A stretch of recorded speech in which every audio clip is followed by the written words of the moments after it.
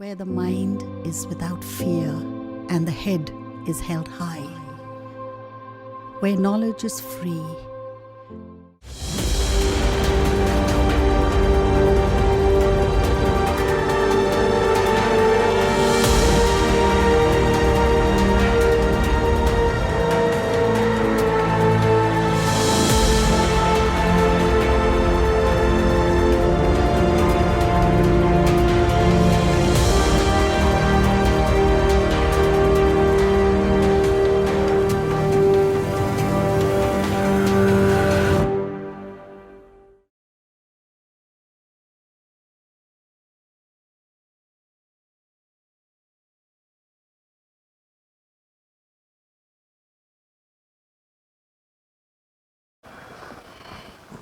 আমার নাম ফারুক বিশ্বাস। আমি মালদা মডেল মাদ্রাসা রসায়ন বিভাগের শিক্ষক। এর আগে তোমাদের তড়িৎযোজী এবং সমযোজী যৌগ সম্বন্ধে বিস্তৃত আলোচনা হয়েছে। আজকে আমরা তড়িৎযোজী এবং সমযোজী যৌগের তুলনা দিয়ে শুরু করব। প্রথমে বাঁ দিকে আমি হেডিং করে নিলাম তড়িৎযোজী যৌগ।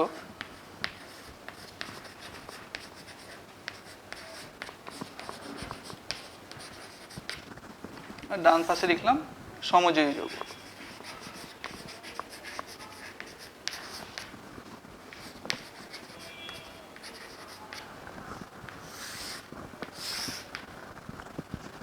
আর এখানে যে যে বিষয় আমি তুলনা করব সেই বিষয়গুলো হালকা করে লিখে রাখছি, তাহলে ডিটেলসটা বুঝতে সুবিধা হবে।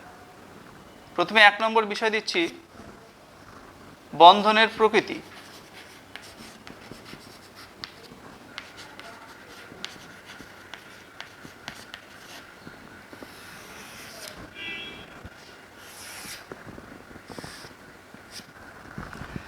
তড়িৎযোজী যৌগের ক্ষেত্রে আমরা অলরেডি জেনেছি সংগঠক ক্যাটায়ন এবং অ্যানায়নের মধ্যে স্থির তড়িৎ আকর্ষণ বল ক্রিয়া করে। এই স্থির তড়িৎ আকর্ষণ বলের ফলে তাদের মধ্যে যে বন্ধন তৈরি হয় সেটাকে আমরা তড়িৎযোজী যৌগ বলেছি। তাহলে এখানে সংগঠক ক্যাটায়ন ও অ্যানায়নের মধ্যে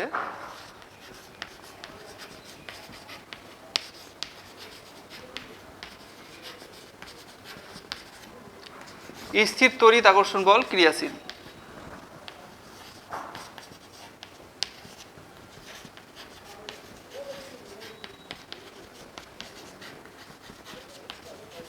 কাজ করে।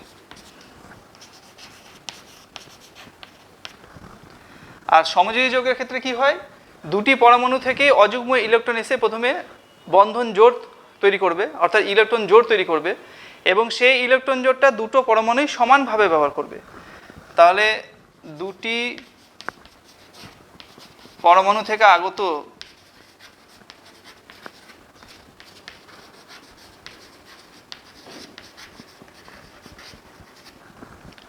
অযুগ্ম ইলেকট্রনের সাহায্যে গঠিত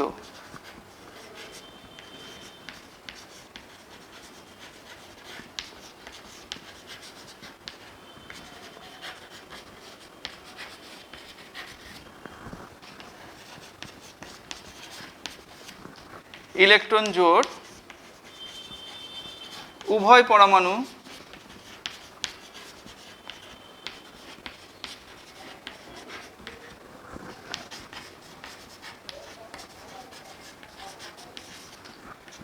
সমানভাবে ব্যবহার করবে এবং এর ফলে বন্ধনটা গঠিত হচ্ছে।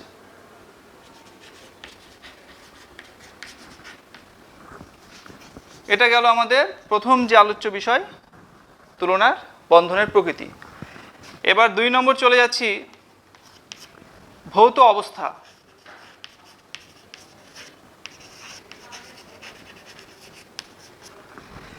যেহেতু তড়িৎযোজী যৌগের ক্ষেত্রে ক্যাটায়ন এবং অ্যানায়নের মধ্যে তীব্র স্থির তড়িৎ আকর্ষণ বল কাজ করছে, ফলে তারা বেশি কম্প্যাক্ট হয়ে থাকবে, এবং এটাকে যদি আমরা সেপারেট করতে চাই, অর্থাৎ সংগঠক ক্যাটায়ন অ্যানায়নকে তুমি যদি তাপ প্রয়োগের সাহায্যে আলাদা করতে চাও, তাহলে বেশি পরিমাণ তাপশক্তি প্রয়োগ করতে হবে।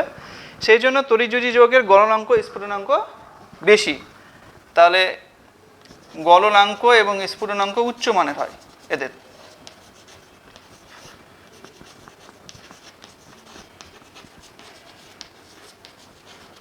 উচ্চমানের। কিন্তু সমযোজীর ক্ষেত্রে যেহেতু ইলেকট্রন জোড় উভয় পরমাণুই ব্যবহার করছে, সেই জন্য তড়িৎযোজী যৌগের তুলনায় এদের গলনাঙ্ক স্ফুটনাঙ্ক অনেক কম। তাহলে এদের ক্ষেত্রে হবে, এই পয়েন্টটা তোমরা ভৌত অবস্থা নয়, গলনাঙ্ক স্ফুটনাঙ্ক, কারেকশন করে নাও, গলনাঙ্ক এবং স্ফুটনাঙ্ক।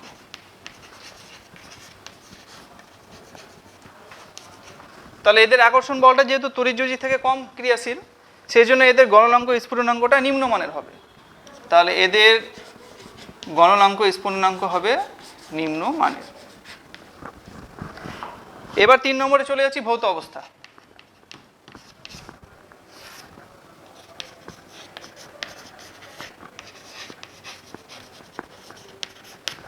যেহেতু এদের আকর্ষণ বলটা তীব্র, তাই এরা বেশিরভাগই কঠিন প্রকৃতি হয়ে থাকে। তাহলে বেশিরভাগ ক্ষেত্রে কঠিন, বেশিরভাগই কঠিন হয়। আর এদের ক্ষেত্রে যেহেতু আকর্ষণ বলটা নিম্নমানের আছে, যে জন্য তাদের গলনাঙ্ক স্ফুটনাঙ্ক নিম্নমানের হয়, সেই জন্য এদের বেশিরভাগই গ্যাসীয় বা তরল হয়, তবে কারো কারো ক্ষেত্রে কোমল কঠিন হতে পারে। তাহলে গ্যাসীয় বা তরল বেশি ক্ষেত্রে হয়, বেশিরভাগ। তাহলে তুলনা আমরা কি করলাম? ফার্স্টে করলাম বন্ধনের প্রকৃতি, কি জানলাম? এখানে ক্যাটায়ন এবং অ্যানায়নের মধ্যে স্থির তড়িৎ আকর্ষণ বল ক্রিয়া করে, আর এর ক্ষেত্রে অযুগ্ম ইলেকট্রন দ্বারা গঠিত যে ইলেকট্রন জোড়, সেটা দুটো পরমাণু সমানভাবে ব্যবহার করছে। 2 নম্বরে জানলাম গলনাঙ্ক স্ফুটনাঙ্ক। এদের যেহেতু আকর্ষণ বলটা তীব্র, তাই তড়িৎযোজী যৌগের ক্ষেত্রে গলনাঙ্ক স্ফুটনাঙ্ক উচ্চমানের হবে, সমযোজী যৌগের ক্ষেত্রে নিম্নমানের হবে। 3 নম্বর কি জানলাম? ভৌত অবস্থা। যেহেতু এদের আকর্ষণ বলটা তীব্র, সেই জন্য বেশি কম্প্যাক্ট হয়ে থাকছে ক্যাটায়ন এবং অ্যানায়নগুলো, সেই জন্য সলিড টাইপের হচ্ছে, অর্থাৎ বেশিরভাগই এরা কঠিন হয়। এদের বেশিরভাগই হয় গ্যাসীয় এবং তরল, তবে কয়েকটা ব্যতিক্রম আছে যেখানে এরা কোমল কঠিন হিসেবে অবস্থান করে। এর পরেরগুলো যাচ্ছি আমরা 4 নম্বর বৈশিষ্ট্য চলে যাচ্ছি, দ্রাব্যতা।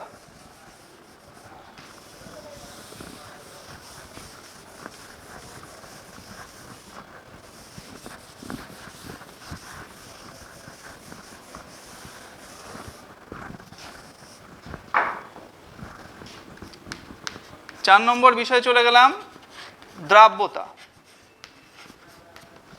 যেহেতু তড়িৎযোজী যৌগের মধ্যে ক্যাটায়ন এবং অ্যানায়ন আছে, দুটো বিপরীতধর্মী আধান আছে, তাই এরা পোলার দ্রাবক, অর্থাৎ ধ্রুবীয় দ্রাবকে দ্রাব্য।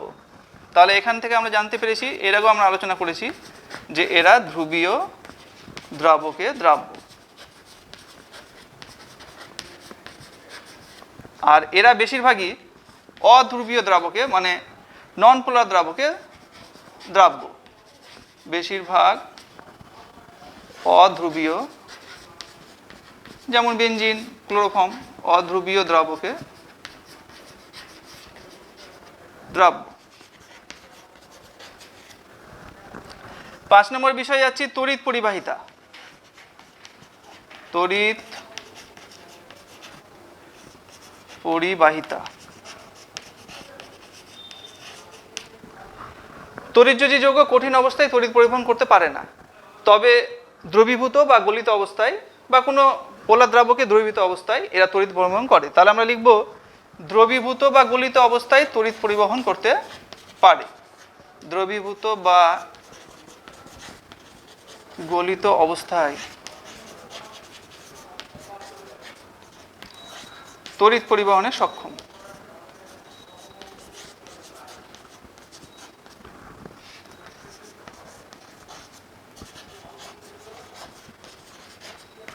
আর এরা মূলত তড়িৎ পরিবহন করে না, যেহেতু এখানে ক্যাটায়ন এবং অ্যানায়ন ফরমেশন হচ্ছে না, তাই এরা তড়িৎ পরিবহন মূলত করে না। তাহলে মূলত তড়িৎ পরিবহনে অক্ষম।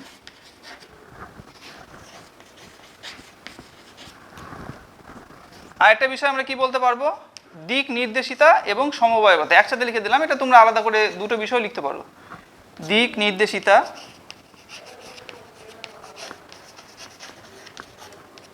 এবং সমবায়বতা। এটা আমি একসঙ্গে লিখে দিলাম, তোমরা দিক নির্দেশিতা আলাদা করে দিতে পারো, সমবায়বতাটা আলাদা করে দিতে পারো। যেহেতু এখানে ক্যাটায়ন এবং অ্যানায়ন ফরমেশন হচ্ছে, একটা ক্যাটায়নের চারপাশে তো তোমার পজিটিভ ক্ষেত্রটা কাজ করছে, আর একটা অ্যানায়নের চারপাশে পজিটিভ ক্ষেত্র কাজ, নেগেটিভ ক্ষেত্র কাজ করছে। তাহলে ক্যাটায়ন এবং অ্যানায়ন নির্দিষ্ট অভিমুখে যুক্ত হবে এমন কথা নয়, যে কোনো দিক থেকে একটা ক্যাটায়নের চারপাশে এসে অ্যানায়ন লাগতে পারে বা অ্যানায়নের চারপাশে এসে ক্যাটায়ন লাগতে পারে। তাহলে এদের দিক নির্দেশিতা ধর্ম নেই, এবং যেহেতু এদের দিক নির্দেশিতা ধর্ম নেই, তাই এদের সমবায়বতা ধর্ম দেখা যাবে না। আর সমযোজী যোগের ক্ষেত্রে কি হচ্ছে, যেহেতু এখানে বন্ধনের ওভারল্যাপের ফলে, অবিলোপনের ফলে বন্ধনটা তৈরি হচ্ছে, তাই এদের নির্দিষ্ট দিকেই কিন্তু যেহেতু এসপিডিএ অরবিটালগুলো নির্দিষ্ট দিকে যেহেতু প্রসারিত থাকে, তাহলে এদের দিক নির্দেশা ধর্ম আছে এবং নির্দিষ্ট দিকে এই বন্ধনটা তৈরি হবে, সমযোজী বন্ধনটা, অর্থাৎ এদের সমবায়বতা ধর্ম দেখা যায়। তাহলে এদের দিক নির্দেশিতা ধর্ম নেই এবং সমবায়বতা প্রদর্শন করে না। দিক নির্দেশিতা ধর্ম নেই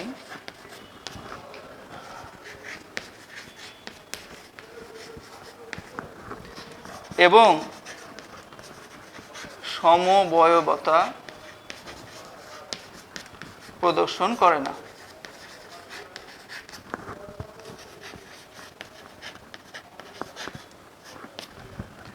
আর এদের দিক নির্দেশিত ধর্ম আছে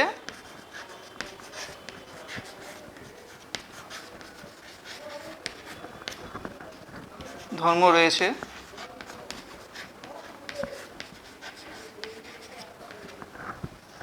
তাই সমবয়বতা ধর্ম প্রদর্শন করে, সমবয়বতা দেখায়। তাহলে যে 6টি পয়েন্ট আমি আলোচনা করলাম, প্রথমে আলোচনা কি করেছিলাম? প্রথমে আলোচনা করেছিলাম বন্ধনের প্রকৃতি, 2 নম্বর ক্ষেত্রে আমরা আলোচনা করেছিলাম গলনাঙ্ক এবং স্ফুটনাঙ্ক, 3 নম্বর ক্ষেত্রে আলোচনা করেছিলাম ভৌত অবস্থা, এবং এখানে 4 নম্বরে আলোচনা করলাম দ্রাব্যতা, 5 নম্বরে তড়িৎ পরিবাহিতা এবং 6 নম্বরে দিক নির্দেশিতা এবং সমবায়বতা। এই কটা ধর্ম তোমরা তড়িৎযোজী এবং সমযোজী যোগে যদি তুলনা আসে তাহলে মনে রাখবে এবং পরীক্ষা হলে লিখবে। এবার নেক্সট টপিকসে আমরা চলে যাচ্ছি পরিবর্তনশীল সমযোজ্যতা।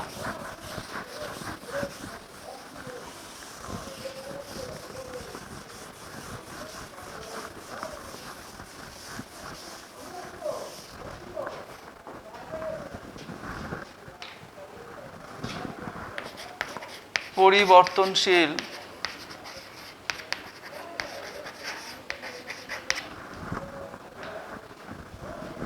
সমযোজ্যতা।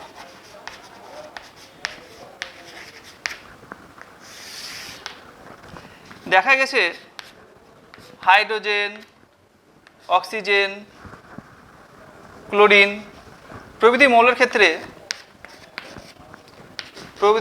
ক্ষেত্রে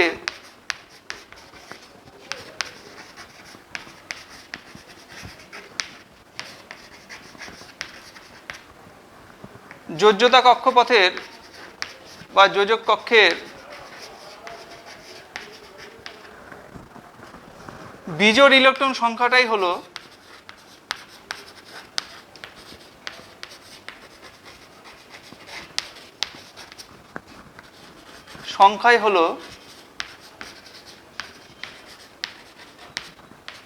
মৌলটির সমযোজ্যতা। কেমন? আমি ইলেকট্রন বিন্যাস করে তোমাদের দেখাচ্ছি।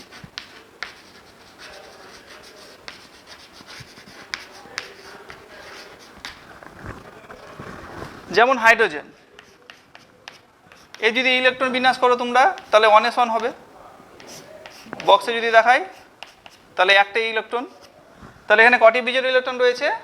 একটিই রয়েছে, তাই হাইড্রোজেনের সমযোজ্যতা 1। একই রকমভাবে যদি আমরা অক্সিজেন করি, ইলেকট্রন বিন্যাসটা যদি করি যোজক কক্ষে, সবচেয়ে বাইরের কক্ষের, তাহলে হবে আমাদের 1s2, 2s2, 2p4। যদি আমরা এটা ঘর কেটে দেখাই তাহলে কি দেখাতে পারবো? এটা হচ্ছে 2s, এটা হচ্ছে 2p, ভেতরেটা রাখলাম না, এখানে হিলিয়াম দিয়ে দেবে।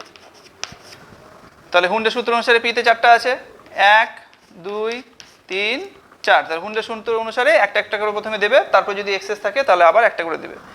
তাহলে যে বহিস্থ কক্ষপথটা আছে অক্সিজেনের, সে বহিস্থ কক্ষপথে তাহলে কটা বিজোড় ইলেকট্রন রয়েছে?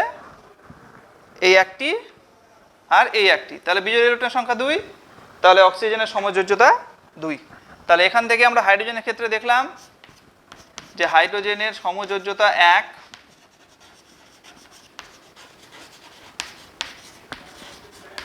1 বেরোলো।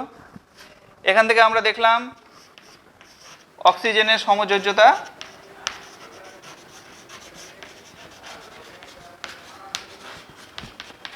দুই বেরোলো। আর এটা কি নিয়েছি? ক্লোরিন। তাহলে ক্লোরিনের ক্ষেত্রে দেখি কত হচ্ছে। ক্লোরিন 17, নিয়ন 10 পর্যন্ত লেখা হয়ে গেল। নিয়নের বাইরে তাহলে কত থাকছে? 7, 3s2 3p5। তাহলে এটা যদি আমরা ইলেকট্রন বিন্যাস করি 3s2 3p5, তাহলে কি হবে? এখানে আমি ঘরের মাধ্যমে পাশে লেখাচ্ছি যেহেতু নিচে চলে আসছে। তাহলে নিয়ন এই হলো তোমাদের 3s, এই হলো 3p।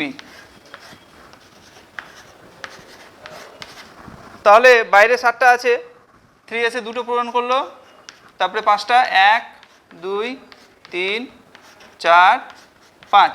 তাহলে বাইরের কক্ষপথে কটা বিজোড় ইলেকট্রন রয়েছে? একটা বিজোড় ইলেকট্রন রয়েছে। সেই জন্য ক্লোরিনের সমযোজ্যতা হচ্ছে 1। তাহলে আমরা এখান থেকে দেখতে পেলাম যে ক্লোরিনের সমযোজ্যতা সমান সমান 1। এটা হলো 1 নম্বর সিচুয়েশন। এবার 2 নম্বর সিচুয়েশন,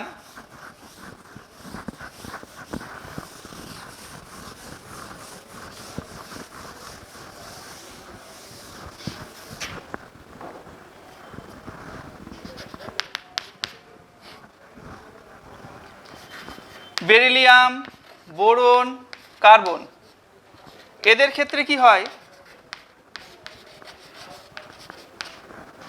উত্তেজিত অবস্থায় বিজোড় ইলেকট্রনের সংখ্যাটা হবে এদের সমযোজ্যতা। তাহলে উত্তেজিত অবস্থায় বিজোড় ইলেকট্রন সংখ্যাটা হবে এদের সমযোজ্যতা। বিজোড় ইলেকট্রন সংখ্যা হবে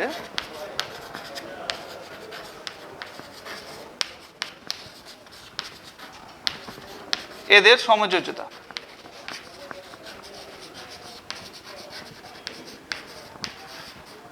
কেমন? যেমন বেরিলিয়াম 4, তাহলে এর যদি আমরা ইলেকট্রন বিন্যাস করি তাহলে বাইরের কক্ষে কটা আছে ইলেকট্রন? 2s এ আছে 2টো, হিলিয়ামের জন্য 2, এদিকে 2 2 দিয়ে 4। তাহলে এটা হচ্ছে ভূমিস্তর অবস্থা, ওই জন্য এখানে আমি লিখে রাখলাম এটা হচ্ছে স্থিতি অবস্থা বা ভূমিস্তর অবস্থা।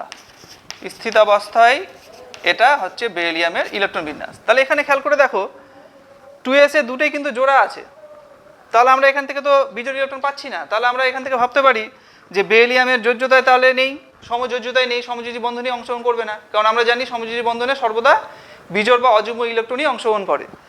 কিন্তু অথচ বিভিন্ন ধরনের যৌগ আছে যেমন BCl2, বেরিয়াম ক্লোরাইড, এই ধরনের সমযোজী যৌগের উদাহরণ তোমরা জেনেছো। তাহলে এখানে বেরিলিয়াম কিভাবে ক্লোরিনের সঙ্গে সমযোজ্যতায় অংশগ্রহণ করছে?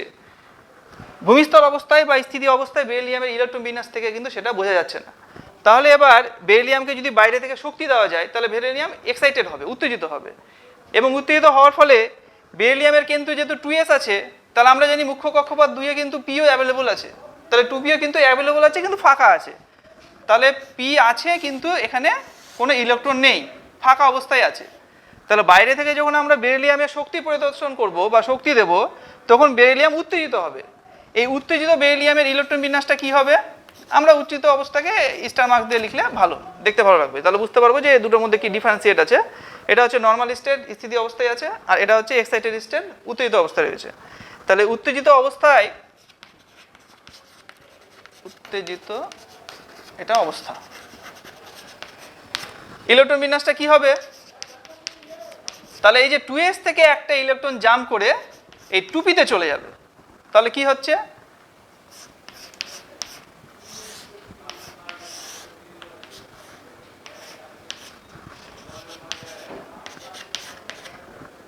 এখান থেকে একটা ইলেকট্রন এখানে চলে গেল। তাহলে এবার খেয়াল করে দেখো বেরিলিয়াম যখন উত্তেজিত অবস্থায় থাকছে তখন কিন্তু বেরিলিয়ামের 2টো অযুগ্ম ইলেকট্রন এখানে আবির্ভাব হচ্ছে, একটা s-এ আছে, একটা p-তে আছে। তাহলে এবার যখন অযুগ্ম ইলেকট্রন তৈরি হয়ে গেল তাহলে সমযোজী বন্ধন গঠনের যে মূল শর্ত ছিল যে পরমাণুর অযুগ্ম ইলেকট্রন থাকতে হবে, তাহলে এখানে বেরিলিয়ামের 2টো অযুগ্ম ইলেকট্রন রয়েছে, তাহলে সে 2টো সমযোজী বন্ধনের সাহায্যে অংশগ্রহণ করতে পারবে এবং BaCl2 যে যৌগটা তৈরি হয় সেটা তৈরি করতে পারবে। তাহলে আমরা বুঝতে পারছি যে বেরিলিয়াম একই রকমভাবে বোরন, একই রকমভাবে কার্বন, এদের ক্ষেত্রে স্থিতি অবস্থায় যে ইলেকট্রন বিন্যাসটা হবে সেটা কিন্তু তাদের সমযোজ্যতা প্রদর্শন করবে না। তাদের ক্ষেত্রে উত্তেজিত অবস্থায় যে ইলেকট্রন বিন্যাসটা হবে এবং সেখানে যতগুলো অযুগ্ম ইলেকট্রন থাকবে তারাই সমযোজ্যতায় অংশগ্রহণ করবে। তাহলে বেরিলিয়ামের ক্ষেত্রে আমরা দেখতে পাচ্ছি যে উত্তেজিত অবস্থাতে দুটো অযুগ্ম ইলেকট্রন তৈরি হয়ে গেল, সেই জন্য বেরিলিয়ামের সমযোজ্যতা হবে 2। তাহলে এখান থেকে আমরা বলতে পারছি যে বেরিলিয়ামের সমযোজ্যতা 2।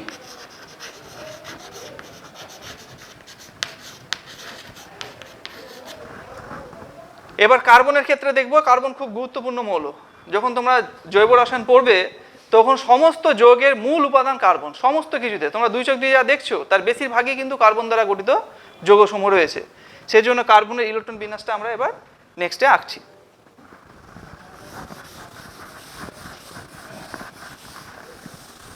এবার চলে যাচ্ছি কার্বনের, প্রথমে আঁকবো স্থিতি অবস্থায় ইলেকট্রন বিন্যাস, তারপরে আঁকবো উত্তেজিত অবস্থায় ইলেকট্রন বিন্যাস। কার্বন 6 প্রথমে স্থিতি অবস্থায় আঁকছি।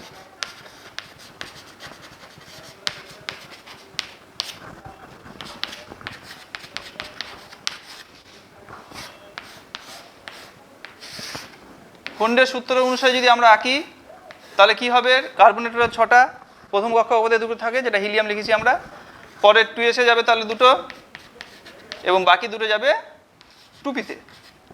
তাহলে এই ইলেকট্রন বিন্যাস অনুসারে খেয়াল করে দেখো, কার্বনের স্থিতি অবস্থায় যে ইলেকট্রন বিন্যাসটা হয় সেই অনুসারে কিন্তু কার্বনের সমযোজ্যতা হওয়া উচিত ছিল 2, কারণ এখানে বিজোড় ইলেকট্রন আছে 2টো। কিন্তু আমরা জানি কার্বনের সমযোজ্যতা 4। তাহলে কার্বনের সমযোজ্যতা 4 কিভাবে হচ্ছে? যেমন methane CH4, carbon tetrachloride CCl4, বা যে কোনো তুমি কার্বনের যৌগ দেখবে সেখানে দেখবে কার্বনের সমযোজ্যতা 4 দেখতে পাচ্ছ। কিন্তু ভূমিস্তর অবস্থায় বা স্থিতি অবস্থায় কার্বনের যে ইলেকট্রন বিন্যাস সেখানে আমরা দেখতে পাচ্ছি যে কার্বনের সমযোজ্যতা হওয়া উচিত ছিল 2, কারণ এখানে 2টো বিজোড় ইলেকট্রন রয়েছে। তাহলে নিশ্চয়ই কার্বন যখন বিক্রিয়া করবে তখন সে আর ওই স্থিতি অবস্থায় থাকবে না, এক্সাইটেড স্টেটে থাকবে। অর্থাৎ বাইরে থেকে শক্তি সংগ্রহ করে সে যখন উত্তেজিত হবে সেই উত্তেজিত অবস্থায় কার্বন রাসায়নিক বিক্রিয়া সাড়া দেবে। এবং উত্তেজিত অবস্থায় কার্বনের যে ইলেকট্রন বিন্যাসটা স্থিতি অবস্থায় দেখতে পাচ্ছ সেটা চেঞ্জ হয়ে যাবে। চেঞ্জ হয়ে কি হবে সেটা আবার নেক্সট আঁকছি। তাহলে এবারে অ্যাস্টেরিস্ক দিলাম এখানে উত্তেজিত অবস্থাটাকে ডিনোট করার জন্য।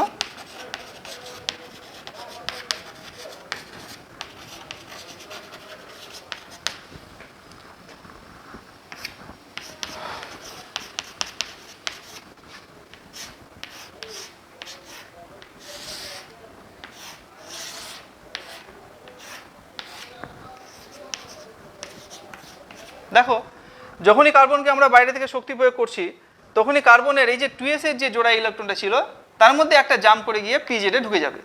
তাহলে এখান থেকে একটা ইলেকট্রন জাম্প করে গিয়ে তাহলে এখানে চলে যাচ্ছে। তাহলে এই অবস্থায় তোমরা যদি দেখো তাহলে দেখো কার্বনের পরিষ্কার দেখা যাচ্ছে যে 1 2 3 4 4টা অযুগ্ম ইলেকট্রন রয়েছে। অর্থাৎ কার্বনের সমযোজ্যতা কিভাবে 4 হয় সেটা আমরা উত্তেজিত অবস্থাতে পাচ্ছি, ফুলফিল করছে। তাহলে এটাও আমরা বুঝতে পারলাম যে কিছু কিছু মৌল রয়েছে যেমন বেরিলিয়াম, বোরন, কার্বন, এদের মতো এদের সমযোজ্যতা কিন্তু স্থিতি অবস্থায় যে ইলেকট্রন বিন্যাসটা থাকে সেখান থেকে আসবে না, এদের উত্তেজিত অবস্থাতে যে অযুগ্ম ইলেকট্রনটা থাকে সেখান থেকে তাদের সমযোজ্যতার সংখ্যাটা আমরা ডিনোট করতে পারবো। এবার চলে যাচ্ছি উচ্চ পর্যায়ের মৌলসমূহ।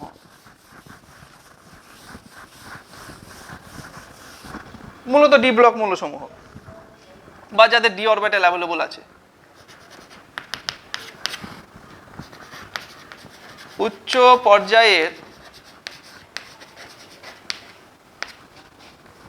মৌলসমূহ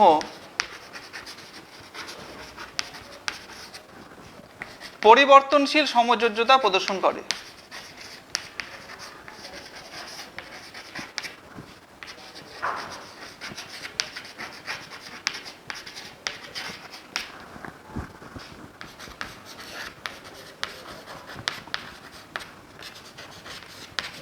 কেমন? As for example phosphorus, sulphur, iodine, এই জাতীয় মৌলগুলো কিন্তু বিভিন্ন ধরনের যৌগ তৈরি করে, বিভিন্ন ধরনের সমযোজী যৌগ তৈরি করে যেখানে তাদের সমযোজ্যতা বিভিন্ন হয়। যেমন PCl5 এবং PCl3, এই যৌগ দুটিতে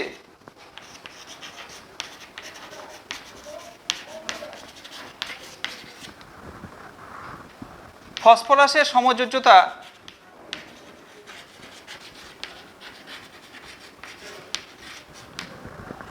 যথাক্রমে 5 ও 3। কিভাবে দেখতেই পাচ্ছ, PCl3 যদি আমরা আঁকি তাহলে ফসফরাস 3টা ক্লোরিনের সঙ্গে যুক্ত আছে সমযোজী বন্ধনের সাহায্যে, সেই জন্য 3। PCl5 যদি আঁকি তাহলে ফসফরাস 5টা ক্লোরিনের সঙ্গে যুক্ত আছে, সেই জন্য 5। তাহলে কিভাবে ফসফরাস কখনো 3 সমযোজ্যতা প্রদর্শন করছে, কখনো 5 প্রদর্শন করছে, সেটা ফসফরাসের যদি আমরা ইলেকট্রন বিন্যাস এঁকে দিই তাহলে পরিষ্কার হয়ে যাবে ঘটনাটা। ফসফরাস 15, এর যদি ইলেকট্রন বিন্যাস করি, নিয়ন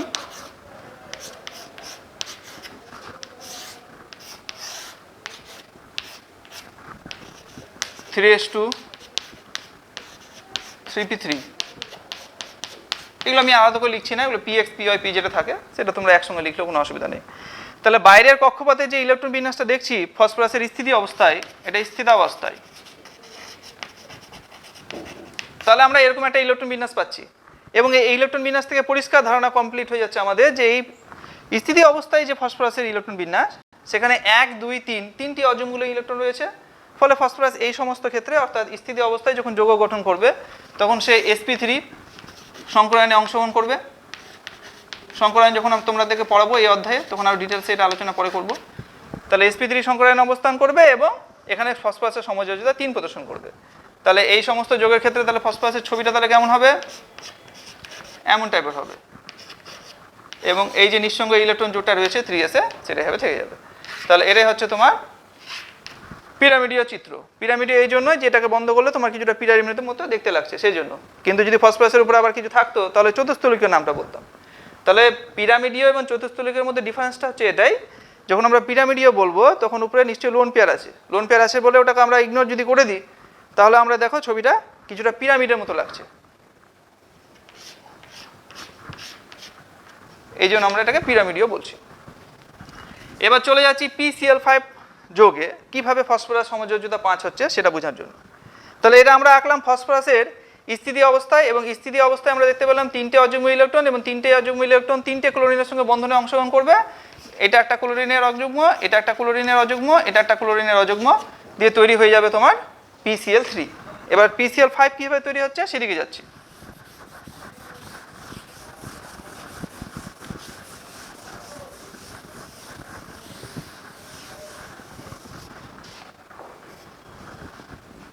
এবার ফসফরাসের উত্তেজিত অবস্থায় যদি ইলেকট্রন বিন্যাস করি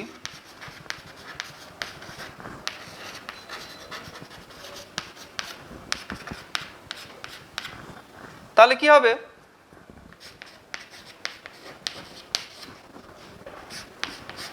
ফসফরাসের ক্ষেত্রে কিন্তু d অরবিটাল অ্যাভেলেবল আছে।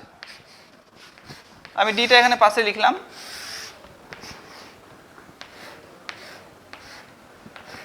পাঁচ 3d। তাহলে এটা হচ্ছে 3s, এটা হচ্ছে 3p, এটা হচ্ছে 3d। তাহলে যখন উত্তেজিত হবে তখন তোমরা স্থিতি অবস্থায় ইলেকট্রন বিন্যাসটা একটু দেখো, 3s এ যে দুটো ইলেকট্রন ছিল তার মধ্যে থেকে একটা ইলেকট্রন দিতে চলে যাবে। তাহলে আমাদের স্থিতি অবস্থায় এখানে দুটো ছিল, সেখান থেকে একটা শিফট করে গিয়ে এদিকে চলে গেল।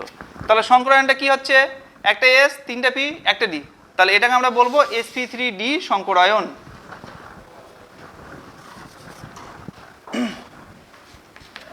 তাহলে এই ক্ষেত্রে sp3d সংকরায়ন হচ্ছে। তাহলে বাইরে থেকে শক্তি সংগ্রহ করে যখন ফসফরাস উত্তেজিত অবস্থায় যায় তখন এবার দেখো ফসফরাসের কটা বিজোড় ইলেকট্রন দেখতে পাচ্ছ সর্ববহিস্থ কক্ষপথে, 1 2 3 4 5, 5টা দেখতে পাচ্ছ। তাহলে এই ক্ষেত্রে ফসফরাসের আমাদের যোজ্যতা বা সমযোজ্যতা দাঁড়াবে 5 এবং যৌগটা তাহলে কি তৈরি হবে, PCl5। তাহলে প্রত্যেকটার সঙ্গে একটা করে ক্লোরিন এসে সমযোজী বন্ধনে অংশগ্রহণ করবে। এগুলো প্রত্যেকটা ক্লোরিনে দিলাম একটা করে, তাহলে এই একটা ক্লোরিন আসলো, এখানে একটা ক্লোরিন আসলো, তাহলে প্রত্যেকটা ক্লোরিনের এখানে এসে সমযোজী বন্ধন তৈরি করবে। পরবর্তীকালে তোমাদের সিগমা যখন পাই বন্ধন পড়াবো আরও ডিটেলসে দেখবে। তাহলে এইভাবে তোমার তৈরি হয়ে যাচ্ছে PCl5 এবং পিকচারটা কেমন হবে, ত্রিকোণীয় দ্বিপিরামিডীয়।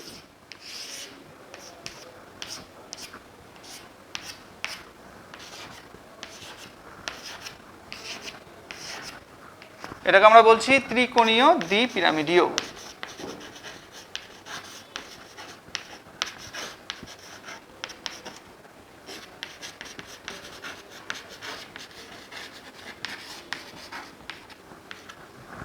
তাহলে এভাবে বুঝতে পারছি যাদের যে সমস্ত মৌলের ডি অরবিটাল অ্যাভেলেবল রয়েছে তাদের ক্ষেত্রে উত্তেজিত অবস্থায় তাদের ইলেকট্রন বিন্যাসটা যেহেতু চেঞ্জ হয়ে যাচ্ছে, সেই জন্য অযুগ্ম ইলেকট্রনের সংখ্যাটাও চেঞ্জ হয়ে গিয়ে তারা বিভিন্ন ধরনের সমযোজ্যতা প্রদর্শন করছে। যেমন ফসফরাসের ক্ষেত্রে দেখলাম PCl5 যৌগে সমযোজ্যতা 5 প্রদর্শন করলো এবং PCl3 যৌগে সমযোজ্যতা 3 প্রদর্শন করলো।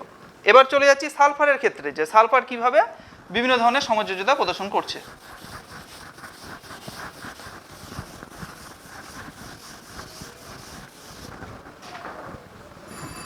যেমন SF2 অথবা H2S, এখানে বা দিয়ে দেবা, SF4 এবং SF6 এই যৌগগুলিতে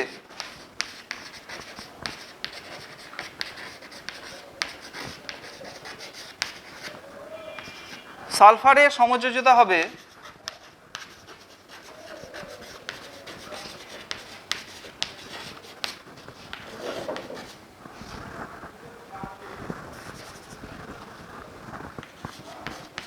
যথাক্রমে 2, 4 ও 6।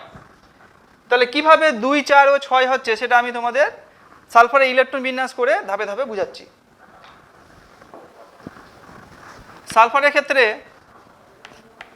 পরমাণু ক্রমাঙ্ক 16, তাহলে ইলেকট্রন বিন্যাসটা যদি করি তাহলে নিয়ন এখান থেকে চলে যাচ্ছে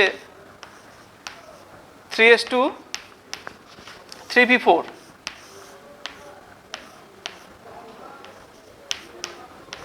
এক, 2, 3, 4।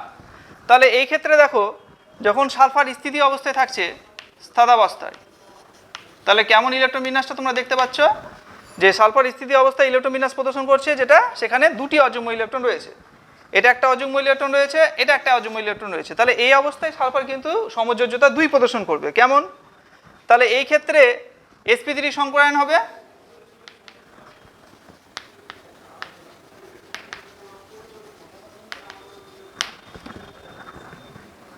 তাহলে ছবিটা কেমন হবে?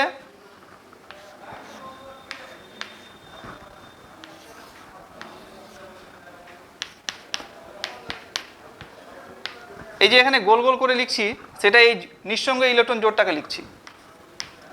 তাহলে এইভাবে তোমার H2S যৌগটা গঠিত হবে। তাহলে কিছুটা চতুস্তলকীয় আছে, বুঝা যাচ্ছে? আচ্ছা, এবার চলে যাচ্ছি প্রথম উত্তেজিত অবস্থা। এবার সালফার প্রথম উত্তেজিত অবস্থা মানে প্রথমে একটু হিট বাইরে থেকে যদি তাপ সংগ্রহ করে বা শক্তি সংগ্রহ করে তাহলে কি তার ইলেকট্রন বিন্যাস করবে। তাহলে প্রথম উত্তেজিত অবস্থায় ইলেকট্রন বিন্যাসটা লিখছি। অবস্থায় কি ইলেকট্রন বিন্যাস হবে দেখো।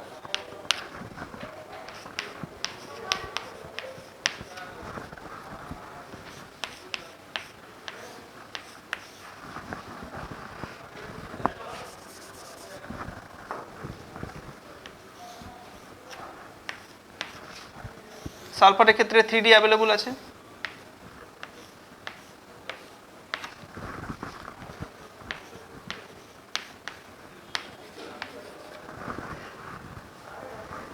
তাহলে এসে দুটো রয়েছে আর পিতে দেখো এখানে দুটো ছিল, কিন্তু যখন বাইরে থেকে শক্তি সংগ্রহ করবে এই পি এর একটা ইলেকট্রন জাম্প করে গিয়ে 3Dতে চলে যাবে, তাহলে এই পজিশনে চলে যাচ্ছে। তাহলে এই ক্ষেত্রে সংকরায়নটা কি হবে? একটা এস, তিনটা পি, একটা ডি, তাহলে এটাকে আমরা বলবো sp3d সংকরায়ন। sp3d সংকরায়ন বা হাইব্রিডাইজেশন। এই sp3d সংকরায়ন হওয়ার ফলে ছবিটা কেমন হবে? কিছুক্ষণ আগে আঁকলাম ত্রিকোণীয় দ্বি পিরামিডীয়, অর্থাৎ এখানে হবে সালফার, এই হলো তোমার একটা ফ্লোরিন, এই হলো তোমার একটা ফ্লোরিন, এই হলো একটা ফ্লোরিন, এই হলো একটা ফ্লোরিন, আর এখানে একটা লোন পেয়ার থাকবে। তাহলে এইভাবে আমরা দেখতে পাচ্ছি যে sp3d সংকরায়ন ফলে কিভাবে SF4 যৌগটা, এটা পিকচারটা হচ্ছে তোমার SF4 কম্পাউন্ড, আর এটা পিকচার ছিল H2S। তাহলে বিভিন্ন ধরনের যৌগে যখন তোমার ছবিটা আঁকবে তাহলে প্রথম উদ্দেশ্যই হচ্ছে সেই যৌগের মধ্যে যে কেন্দ্রীয় মৌল তার সংকরায়ন অবস্থাটা দেখাবে। স্থিতি অবস্থায় হতে পারে, উত্তেজিত অবস্থায় হতে পারে, আবার সেকেন্ড এক্সাইটেড স্টেটেও হতে পারে। অর্থাৎ বাইরে থেকে যদি আরও আমরা শক্তি সংগ্রহ করি বা শক্তি সালফারকে প্রদর্শন করি তাহলে সালফার এই যে তার জোড়া ইলেকট্রনটা রয়েছে 3s-এ, সেখান থেকে জাম্প করে আবার একটা ডিতে চলে যাওয়ার সম্ভাবনা দেখায়। প্রথম উত্তেজিত অবস্থায় আমরা দেখতে পাচ্ছি 4টা বিজোড় ইলেকট্রন রয়েছে, ফলে এর ক্ষেত্রে সালফার সমযোজ্যতা 4 দেখাচ্ছে, যেমন SF4 যৌগে এঁকেছি। এবার চলে যাচ্ছি দ্বিতীয় উত্তেজিত অবস্থায়, অর্থাৎ বাইরে থেকে যদি আরও বেশি পরিমাণ শক্তি আমরা প্রদর্শন করি তাহলে কি হচ্ছে সেটা আমরা পরবর্তী পিকচারে দেখাচ্ছি।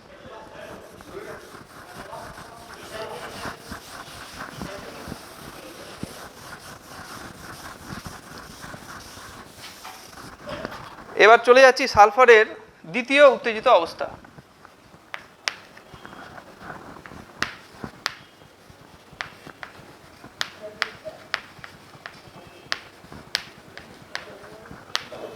দ্বিতীয় উত্তেজিত অবস্থায় সালফারের ইলেকট্রন বিন্যাসটা এবার আমরা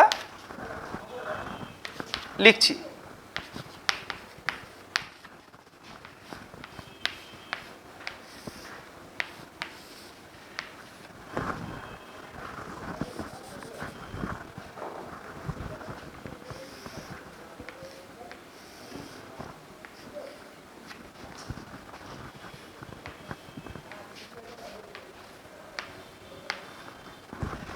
এটার সঙ্গে কম্পারিজন করে দেখো, প্রথম উত্তেজিত অবস্থায় সালফারের একটা জোড়া ছিল, অর্থাৎ একটা নিঃসঙ্গ ইলেকট্রন জোড় ছিল এবং 4টা ছিল বিজোড়, 1 2 3 4।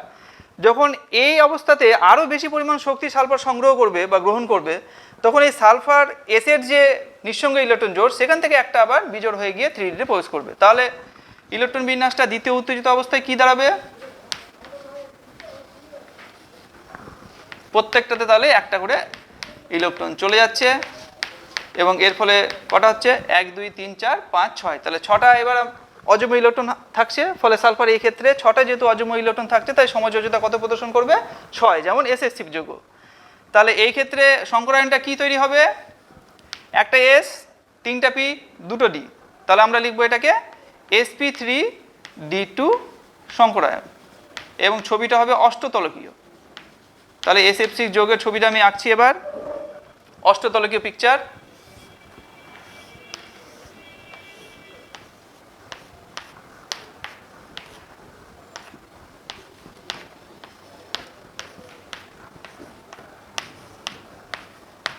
তাহলে এটা পিকচার হলো SF6, যেখানে সালফার সমযোজ্যতা 6 প্রদর্শন করছে। তাহলে আমরা দেখতে পেলাম পরিবর্তনশীল সমযোজ্যতার ক্ষেত্রে প্রথম ক্ষেত্রে দেখলাম হাইড্রোজেন, অক্সিজেন, ক্লোরিন ইত্যাদি মৌলের ক্ষেত্রে শুধুমাত্র তাদের সর্ববহিস্থ কক্ষপথের অযুগ্ম ইলেকট্রনটাই হবে তাদের সমযোজ্যতা। 2 নম্বর ক্ষেত্রে দেখলাম বেরিলিয়াম, বোরন, কার্বন এই জাতীয় মৌলের ক্ষেত্রে তাদের সমযোজ্যতা তাদের স্থিতি অবস্থায় ইলেকট্রন বিন্যাস থেকে নির্ধারিত হয় না, উত্তেজিত অবস্থায় থেকে ইলেকট্রন বিন্যাস থেকে তাদের সমযোজ্যতা নির্ধারিত হচ্ছে। এবং উত্তেজিত অবস্থায় যতগুলো অযুগ্ম ইলেকট্রন থাকবে সেই ইলেকট্রন সংখ্যাটাই হবে বেরিলিয়াম, বোরন এবং কার্বনের ক্ষেত্রে ইলেকট্রন সমযোজ্যতা।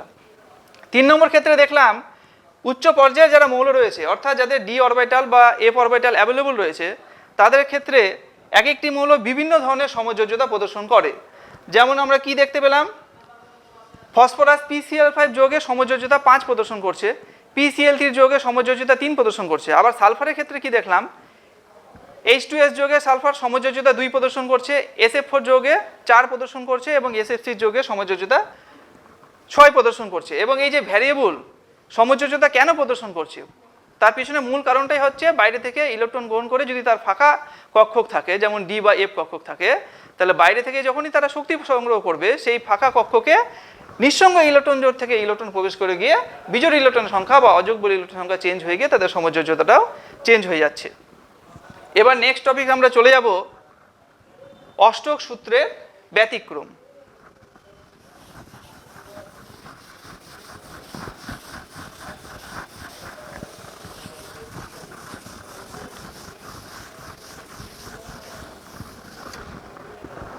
এবার নেক্সট পয়েন্টে চলে যাচ্ছি, অষ্টক সূত্রের ব্যতিক্রম।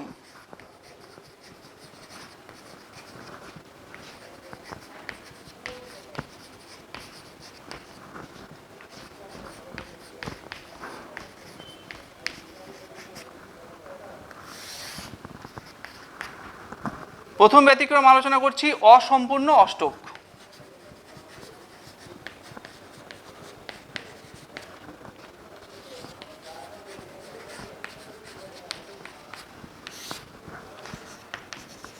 যেমন BeCl2 যৌগ,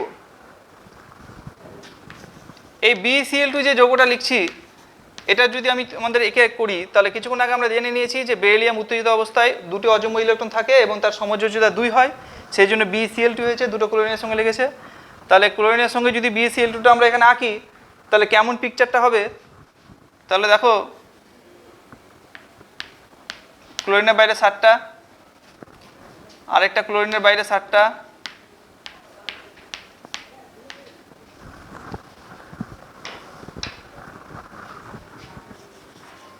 বেরিলিয়ামের বাইরে 2টি, তাহলে তার মধ্যে একটা এই ক্লোরিনের সঙ্গে একটা এই ক্লোরিনের সঙ্গে সমযোজী বন্ধনে অংশগ্রহণ করবে, ফলে তার কি হবে পিকচারটা, তাহলে কি হবে, তাহলে খেয়াল করে দেখো এখানে বেরিলিয়ামের যদি সমযোজ্যতাটা ডিনোট করো তাহলে আমরা দেখতে পাচ্ছি বেরিলিয়ামের সমযোজ্যতা এখানে মানে ইলেকট্রনের সংখ্যাটা কত হচ্ছে 1 2 3 4, তাহলে আমাদের হওয়া কি উচিত ছিল, সর্বব্যস্ত কক্ষপথে 8টা হওয়া উচিত ছিল।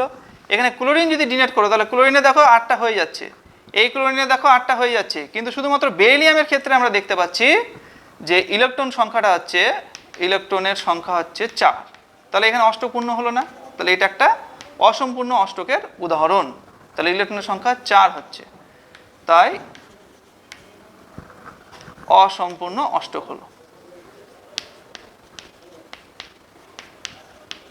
মনে রাখতে হবে যে সমস্ত যৌগে কেন্দ্রীয় মৌলের অসম্পূর্ণ অষ্টক রয়েছে সে সমস্ত যৌগ যেহেতু কেন্দ্রীয় মৌলের ইলেকট্রনের সংখ্যাটা 8-এর কম আছে, সেই জন্য আমরা সেই সমস্ত যৌগকে বলবো হাইপোভ্যালেন্ট বা ইলেকট্রন ঘাটতি বিশিষ্ট যৌগ, তাহলে এদেরকে আমরা বলবো হাইপোভ্যালেন্ট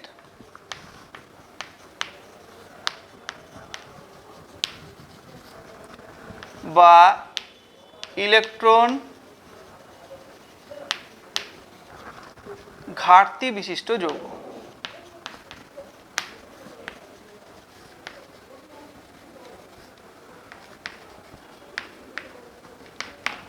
তাহলে এটা গেল তোমার অসম্পূর্ণ অষ্টক। এবার চলে যাচ্ছি অষ্টকের প্রসার, অর্থাৎ কিছু কিছু যৌগ আছে যেখানে কেন্দ্রীয় মৌলের ইলেকট্রন সংখ্যা 8-এর বেশিও হয়ে যায় অথচ সেই যৌগটা সুস্থিত হয়, সেই দিকে যাচ্ছি এবার। তাহলে আমরা চলে যাচ্ছি অষ্টকের প্রসার।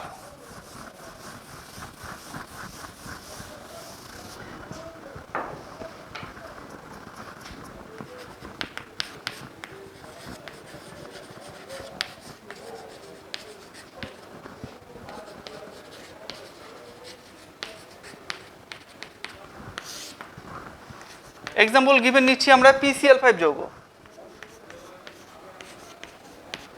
এই ছবিটা আঁকছি,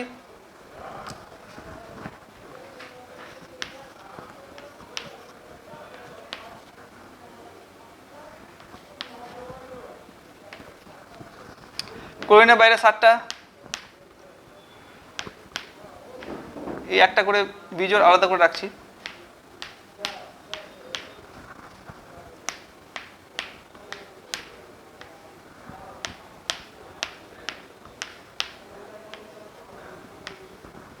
বিজোড়টাকে আমি আলাদা করে একটু বড় করে রাখলাম যাতে তোমাদের বুঝতে সুবিধা হয়, আর মাঝে রাখছি ফসফরাসকে। ফসফরাসের বাইরে প্রথম উত্তেজিত অবস্থায় কি দেখেছিলাম 5টা বিজোড়, 1 2 3 4 5। তোমাদের মনের মধ্যে প্রশ্ন আসতে পারে এই ছবিটা এভাবে কেন আঁকছি, এমনভাবে আঁকছি যাতে ত্রিকোণীয় দ্বিপিরামিডীয় হয়, যেটা তোমরা কিছুক্ষণ আগে দেখলে যে সংকরণের ফলে তার sp3d সংকরণ হবে এবং পিকচারটা হবে ত্রিকোণীয় দ্বিপিরামিডীয়, সেই জন্য এইভাবে আঁকলাম, অ্যাকচুয়াল পিকচারটা তোমাদেরকে আঁকছি। তাহলে এই ক্ষেত্রে খেয়াল করে দেখো যে ফসফরাসের তাহলে কটা এখানে ইলেকট্রন পূর্ণ হচ্ছে, এবার গুনো,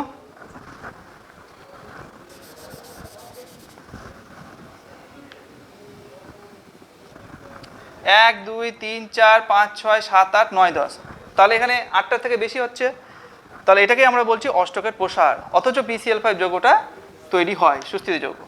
তাহলে এটাই হচ্ছে এখানে ফসফরাসের ইলেকট্রন সংখ্যা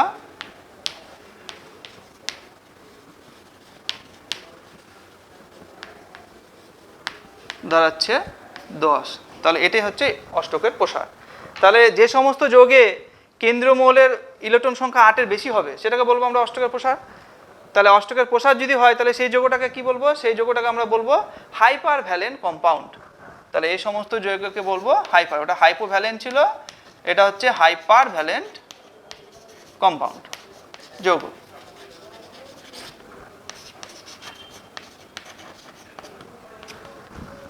এবার কেন সেই অসম্পূর্ণ অষ্টক হচ্ছে, মানে কম হচ্ছে বা বেশি হচ্ছে, এই সম্পর্কে একটা ব্যাখ্যা দিয়েছে বিজ্ঞানী সিজউইক। তাহলে সিজউইকের এই ব্যাখ্যাটা আমরা এবারে পড়ছি। সিজউইকের ব্যাখ্যা।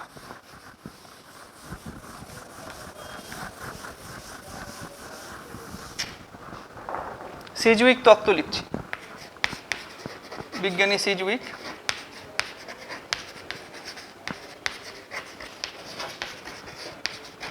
এটা ব্যাখ্যা দিয়েছেন। কি বলেছেন উনি?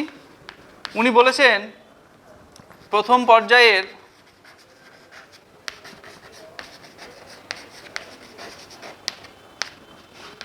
মৌলের ক্ষেত্রে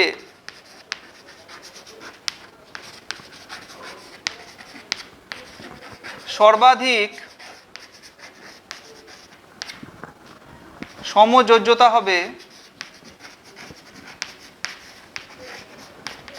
2। 2 নম্বর বলেছেন দ্বিতীয় পর্যায়ের মৌলের ক্ষেত্রে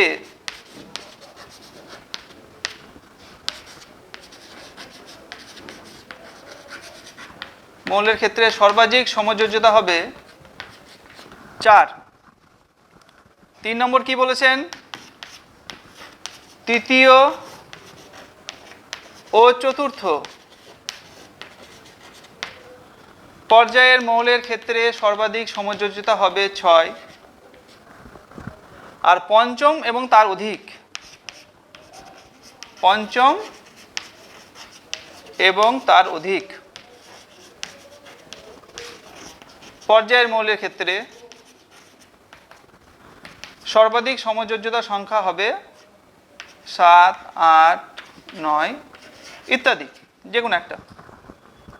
তাহলে এর ব্যাখ্যাটা কিভাবে দিচ্ছেন? দেখো, দ্বিতীয় পর্যায়ের ক্ষেত্রে আমরা জানি শুধুমাত্র এস এবং পি এই দুটো অরবিটাল থাকে, এবং এসে একটা কক্ষক, পিতে থাকে 3টে কক্ষক, পিএক্স, পিওয়াই, পিজেড। তাহলে এই প্রত্যেকটাতে যদি একটা করে অযুগ্ম ইলেকট্রন তোমরা রাখো, তাহলে মোট সর্বাধিক কটা অযুগ্ম ইলেকট্রন থাকবে? তাহলে এসে থাকবে একটা, পিতে থাকবে 3টে, তাহলে 1 আর 3 4টা থাকবে। সেই জন্যই দেখো খেয়াল করে যে দ্বিতীয় পর্যায়ের মৌলের সর্বাধিক সমযোজ্যতা 4 হচ্ছে। কিন্তু যখন আমরা তৃতীয়, চতুর্থ বা পঞ্চম বা তার অধিক পর্যায়ের মৌলগুলোর ক্ষেত্রে যাব, তখন তাদের বাইরে কিন্তু এই এস আর পি ছাড়াও কিন্তু অ্যাভেলেবল ডি এবং এফ আছে। তাহলে তারা কি হবে? তারা বাইরে থেকে শক্তি সংগ্রহ করে তাদের যে এই যে নিঃসঙ্গ ইলেকট্রন জোড় আছে, সেখান থেকে ইলেকট্রন কিন্তু তারা খুব সহজে ডি বা এফ অরবিটালেও কিন্তু স্থানান্তর করতে পারবে।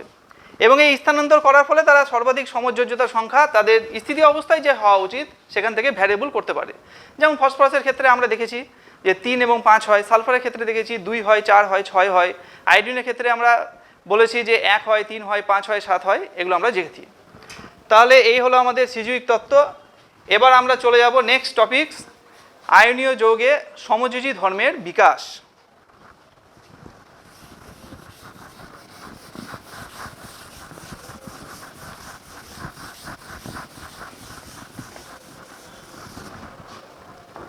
এবার চলে যাচ্ছি আয়নীয় যৌগে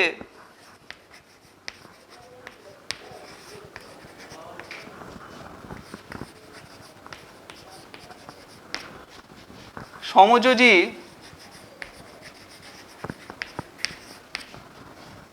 ধর্মের বিকাশ। এবং এই সম্বন্ধে বিজ্ঞানী ফাজান খুব গুরুত্বপূর্ণ কিছু কথা বলেছেন, সেজন্য ফাজানের তত্ত্ব এখান থেকে চলে যাব, বা ফাজানের সূত্র বলা যেতে পারে, বা সূত্র কেউ কেউ বলে। প্রথমে কিভাবে আয়নীয় যৌগের মধ্যে সমযোজী ধর্মের বিকাশ হয় সেই সম্বন্ধে আলোচনা করছি। খেয়াল করে দেখো, একটা আয়নীয় যৌগের মধ্যে কি থাকে? একটা ক্যাটায়ন থাকে, একটা অ্যানায়ন থাকে, তাই তো? তাহলে অ্যাজ ফর এক্সাম্পল আমি উদাহরণস্বরূপ বলছি, ধরে নাও এটা হচ্ছে ক্যাটায়ন, আর এটা ধরে নাও অ্যানায়ন।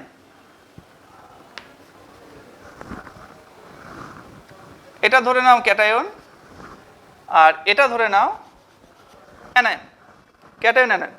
তাহলে কি হবে? ক্যাটায়ন তার নিস্তড়িত পরমাণুর তুলনায় ইলেকট্রন দ্বারা বাইরের কক্ষে যে ইলেকট্রনগুলো আছে সেগুলো নিউক্লিয়াসের দ্বারা বেশি পরিমাণ আকর্ষিত হবে। কেন আকর্ষিত হবে? নিস্তড়িত পরমাণুর ক্ষেত্রে আমরা কি জানি, নিস্তড়িত পরমাণুর ক্ষেত্রে নিউক্লিয়াসের মধ্যে যটা প্লাস থাকে মানে প্রোটন থাকে তার বাইরে ততটাই ইলেকট্রন থাকে, তাহলে প্লাস মাইনাসের সংখ্যা এখানে সমান। কিন্তু যখন একটা ক্যাটায়ন তৈরি করছি আমরা, তাহলে ক্যাটায়ন কীভাবে তৈরি হবে? যখন বাইরে থেকে ইলেকট্রনটা বেরিয়ে যাচ্ছে, প্রোটন তো বেরোচ্ছে না, তাহলে বাইরে থেকে যখন ইলেকট্রন বেরিয়ে যাচ্ছে তাহলে প্রোটনের সংখ্যাটা কিন্তু একই থাকছে। তাহলে এখান থেকে আমরা বলতে পারবো যে ধরে নাও যখন অ্যাজ ফর এক্সাম্পল সোডিয়াম,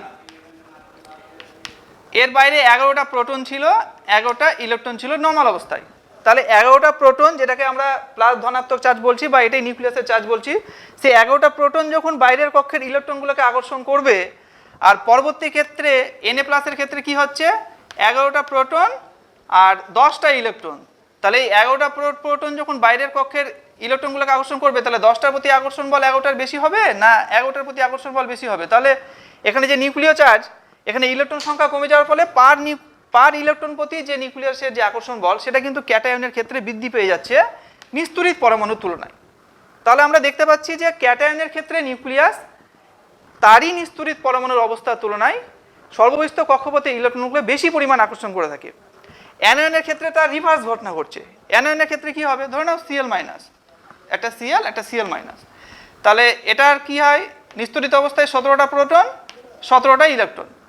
যখন Cl মাইনাস তৈরি হলো তখন কিন্তু 17টা প্রোটন আর ইলেকট্রন হয়ে গেল কিন্তু 18টা। তাহলে খেয়াল করে দেখো যে 17টা প্রোটন মানে প্লাস 17 যে পজিটিভ চার্জ যেটা আছে সেটা যখন 18 মাইনাসকে আকর্ষণ করবে, সে 80 মাইনাসের প্রতি আকর্ষণ বল বেশি হবে না 17 মাইনাসের প্রতি আকর্ষণ বল বেশি হবে? তাহলে এটা উপস্থিত বুঝে তোমরা বুঝতে পারছো যে যত বেশি সংখ্যক ইলেকট্রন হবে তত নিউক্লিয়াসের ভাগটা কমে যাবে, ফলে আকর্ষণ বলটা কমে যাচ্ছে। তাহলে আমরা দেখতে পাচ্ছি যে ক্যাটায়নের ক্ষেত্রে তার যে বাইরে ইলেকট্রন পরিমণ্ডল সেটা ক্যাটায়নের নিউক্লিয়াস দ্বারা যতটা বেশি পরিমাণ আকর্ষিত হচ্ছে, অ্যানায়নের ক্ষেত্রে তার যে বাইরের যে ইলেকট্রন পরিমণ্ডল সেটা অ্যানায়নের নিউক্লিয়াস দ্বারা কিন্তু সেই সমপরিমাণ কিন্তু আকর্ষিত হচ্ছে না, কম পরিমাণ হচ্ছে। এর ফলে কি হবে? এর ফলে একটা যখন ক্যাটায়ন এবং অ্যানায়ন পরস্পর পাশাপাশি অবস্থান করবে তখন ক্যাটায়নের যে পজিটিভ চার্জ সেটা অ্যানায়নের যে ইলেকট্রন পরিমণ্ডল সেটাকে নিজের দিকে টানার চেষ্টা করবে।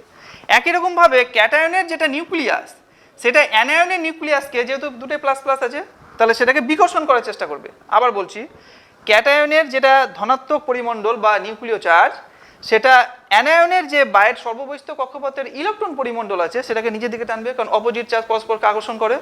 আর ক্যাটায়নের যেটা নিউক্লিয়াস সেটা অ্যানায়নের নিউক্লিয়াসকে বিকর্ষিত করবে। তাহলে কেমন ঘটনা ঘটবে? তাহলে এরা এবার একটু কাছাকাছি এসে এই অ্যানায়নের ইলেকট্রন পরিমণ্ডলটা ক্যাটায়নের দিকে যেতে চাইবে। যদি যেতে চায় তাহলে কেমন হবে ছবিটা?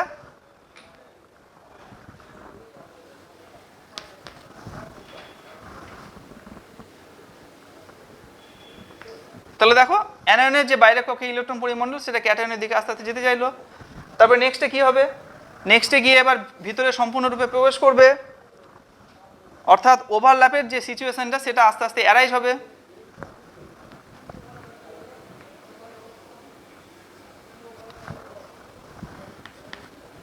এবং একটা সময় আসবে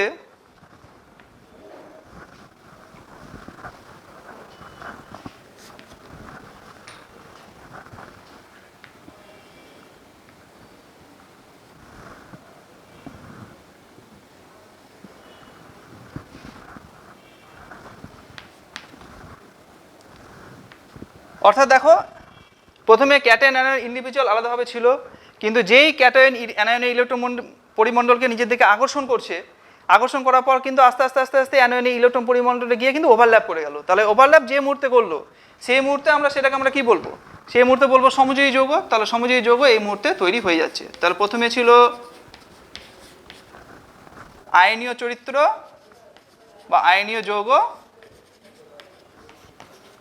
এবং লাস্টে গিয়ে কি হচ্ছে সমযোজী যৌগের মধ্যে রূপান্তর হয়ে যাচ্ছে। তাহলে এই প্রসঙ্গে তোমাদের কয়েকটা ঘটনা মনে রাখতে হবে। এই যে ক্যাটায়ন অ্যানায়নের ইলেকট্রন পরিমণ্ডলকে নিজের দিকে আকর্ষণ করে নিজের দিকে আনতে চায়, এই ঘটনাটাকে বলা হয় ক্যাটায়নের ধ্রুবায়ন ক্ষমতা। তাহলে এখান থেকে একটা শব্দ আমরা শিখছি, ধ্রুবায়ন ক্ষমতা।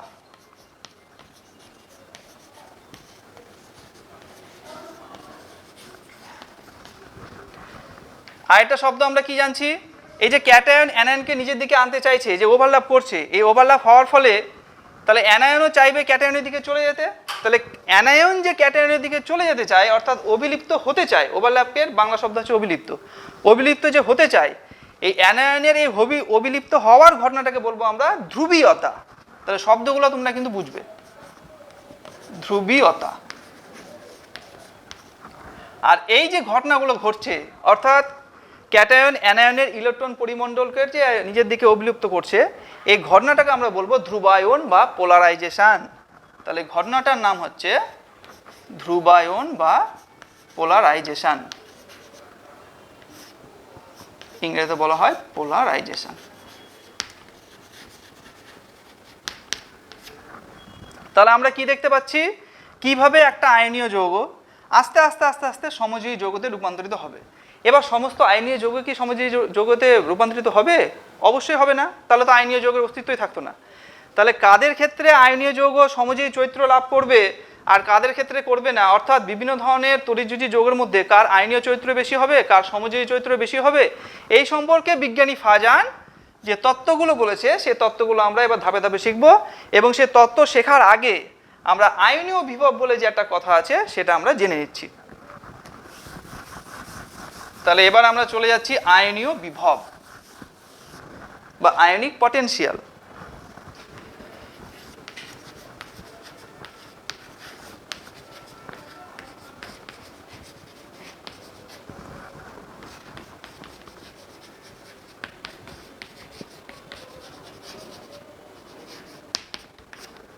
এটাকে ফাই দিয়ে লেখে। এটা মানে হচ্ছে ক্যাটায়নের চার্জ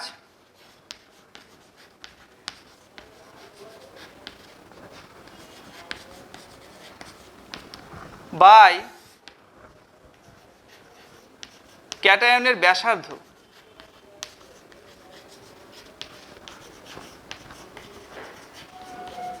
এবং এটা কি জিনিস? জিনিসটা হচ্ছে ক্যাটায়নের আয়নীয় বিভবের মান যত বেশি হবে তত ক্যাটায়নের ধ্রুবায়ন ক্ষমতা বেশি হবে, অর্থাৎ সেই আয়নীয় যৌগে সমযোজী চরিত্রের বিকাশ তত বেশি হবে, অর্থাৎ সমযোজী চরিত্রটা লাস্টে বেশি হয়ে যাবে। কেমন? আমি কিছু উদাহরণ দিয়ে বলছি, খেয়াল করে দেখো। যে কোনো একটা নির্দিষ্ট পর্যায়ের ক্ষেত্রে যখন আমরা বাম দিক থেকে ডান দিকে যাচ্ছি তখন কি হচ্ছে, আকারটা কিন্তু আস্তে আস্তে কমছে এবং চার্জটা কিন্তু একই থাকছে। তাহলে কোনো একটা নির্দিষ্ট পর্যায়ে যখন আমরা বাম দিক থেকে ডান দিকে যাচ্ছি তখন চার্জটা একই থাকছে কিন্তু আকারটা ছোট হচ্ছে। তাহলে আকারের সঙ্গে যেহেতু আয়নিক পটেনশিয়ালের মান ব্যস্তানুপাতিক সম্পর্ক রয়েছে, তাই আকার ছোট হয়ে যাওয়া মানেই, অর্থাৎ ক্যাটায়নের আকার ছোট হয়ে যাওয়া মানেই কিন্তু আয়নিক পটেনশিয়াল বৃদ্ধি পাওয়া। তাহলে ক্যাটায়নের আকার যখন ছোট হবে আয়নিক পটেনশিয়াল তখন বৃদ্ধি পাবে, এবং আয়নিক পটেনশিয়াল যখন বৃদ্ধি পাবে তখন তার ফাই অর্থাৎ ধ্রুবায়ন ক্ষমতার মানটা বেড়ে গিয়ে সমযোজী ধর্মটা বৃদ্ধি পাবে। তাহলে আমরা একটা নির্দিষ্ট পর্যায়ে চলেছি, ধরে নাও 2 নম্বর পর্যায়। 2 নম্বর পর্যায়ে আমরা বাম দিক থেকে ডান দিকে যদি এগাই, তাহলে খেয়াল করে দেখো আমি দুটো জিনিস নিচ্ছি, ধরে নাও Na+ নিচ্ছি, Si+4 নিচ্ছি। তাহলে খেয়াল করে দেখো Na+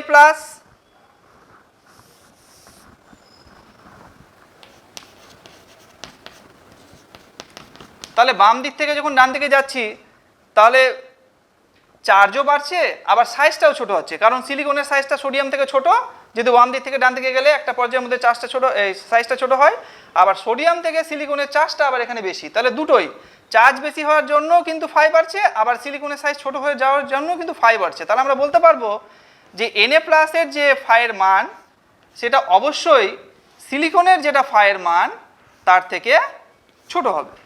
তাহলে আমরা জানতে পারছি একটা নির্দিষ্ট পর্যায়ে যখন বাম দিক থেকে ডান দিকে অগ্রসর হচ্ছি তখন ক্যাটায়নের সাইজও ছোট হচ্ছে আবার আধানও বৃদ্ধি পাচ্ছে।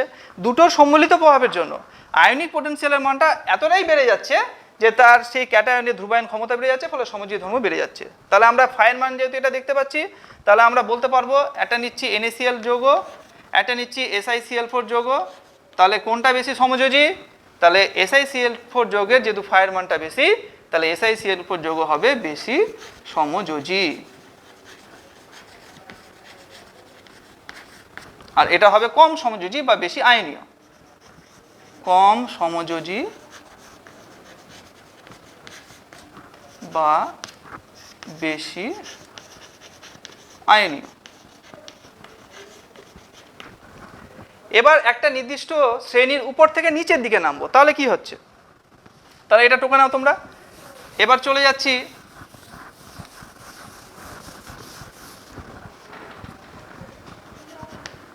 একটা শ্রেণীর উপর থেকে নিচে নামবো।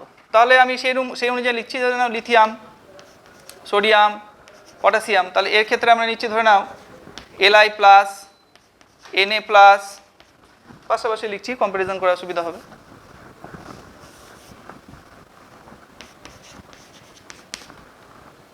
K প্লাস এবং করসপন্ডিং কম্পাউন্ডগুলো লিখে রাখছি, হ্যালাইডগুলো লিখছি LiCl, NaCl, KCl। তাহলে খেয়াল করে দেখো প্রত্যেকটার আধান কিন্তু +1 আছে। তাহলে ফায়ের মানটা কি ছিল? ক্যাটায়নের আধানের সঙ্গে সমানুপাতিক। যেহেতু এখানে আধানগুলো সবারই একই আছে একটা নির্দিষ্ট শ্রেণীর ক্ষেত্রে, তাই আধানগুলো একই হয়ে যাওয়ার জন্য কিন্তু এই Li plus, Na plus, K প্লাসের আমরা ফাইটা তুলনা করতে পারছি না। কিন্তু ওপর থেকে যখন নিচে নামছো তখন আস্তে আস্তে কিন্তু পরমাণুর সাইজটা বড় হয়, যেহেতু কক্ষপথের সংখ্যাটা একটা করে বাড়ছে। তাহলে আমরা বলতে পারবো যে K প্লাসটা সবচেয়ে বড় আছে সাইজে, Na প্লাসটা তার থেকে ছোট, Li প্লাসটা সবচেয়ে ছোট। তাহলে আমরা জানি যে সাইজের সঙ্গে কিন্তু ফাইয়ের ব্যস্তানুপাতিক সম্পর্ক। তাহলে যার সাইজ বড় তার ফাই কম, যার সাইজ ছোট তার ফাই বেশি। তাহলে Li প্লাসের ফাইয়ের মানটা কিন্তু Na প্লাসের ফাইয়ের থেকে বেশি হবে। একই রকমভাবে Na প্লাসের ফাইয়ের মানটা K প্লাসের ফাইয়ের থেকে বেশি হবে। তাহলে আমরা বলতে পারবো যে LiCl, NaCl, KCl এর মধ্যে LiCl হবে বেশি সমযোজী চরিত্রের, কারণ প্রত্যেকটার ক্ষেত্রে ক্যাটায়নের আধান +1, কিন্তু Li প্লাসের আকারটা যেহেতু এই তিনটির মধ্যে সবচেয়ে ছোট, সেজন্য এর ফাইয়ের মানটা বেশি, অর্থাৎ ধূমায়ন ক্ষমতা বেশি, অর্থাৎ এর সমযোজী ধর্ম বেশি হবে। এবং আজকে শেষ টপিক বলছি, এটা 3 নম্বর পয়েন্টে, সেটা হচ্ছে কোনো একটা মৌলে যখন পরিবর্তনশীল সমযোজ্যতা দেখায়, যেমন ধরে নাও টিন স্ট্যানাসে +2 দেখায় আর স্ট্যানিকে +4 দেখায়। এখানে কিন্তু সাইজটা একই আছে, আধানটা ডিফারেন্ট আছে। তাহলে আমরা কি জেনেছি? ফাইয়ের মানটা আধানের সঙ্গে সমানুপাতিক। তাহলে নিশ্চয়ই ফাই Sn +4 এর মানটা এর থেকে বেশি হবে, ফাই Sn +2 থেকে। তাহলে আমি দুটো যদি যোগ নিই, একটা হচ্ছে SnCl2 আর একটা নিই SnCl4, তাহলে এই দুটো যোগের মধ্যে কার সমযোজী চরিত্র বেশি হবে? তাহলে যার ফাই বেশি তার সমযোজী চরিত্র বেশি, তাহলে SnCl4 হবে বেশি সমযোজী।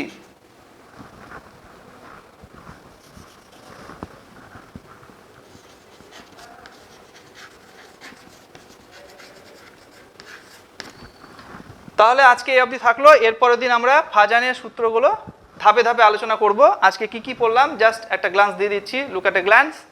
প্রথমে আলোচনা করেছি তড়িৎযোজী এবং সমযোজী যৌগের মধ্যে পার্থক্য, সেখানে আমরা 5-6টা পয়েন্ট আলোচনা করেছি।